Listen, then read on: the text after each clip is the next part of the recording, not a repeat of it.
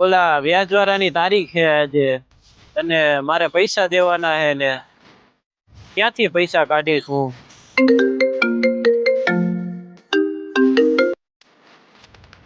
હાલો ભાઈ, આપી દે તમારા પૈસા. હવે મને ખબર જ છે હવે તમને આજે પૈસા દેવાના છે.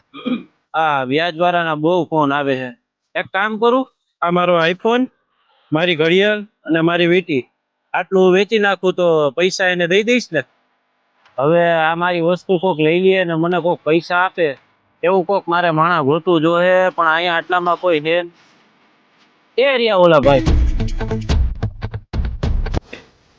હું એની પાસે જઈને મારી વસ્તુ આપી દઉં ને એના બદલામાં મને પૈસા આપે એવું એને કહું.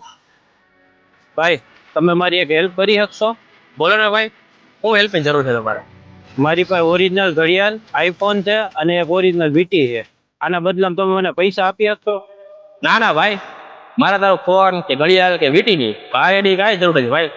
પણ એક કામ કર, આલે આ પૈસા તારા થાય ને તે દી મને આપજે, બાકી ન થાય ને તો ચિંતા ન કરતો ભાઈ. ભાઈ થેન્ક યુ, તમે મારી હેલ્પ કરી નહીં.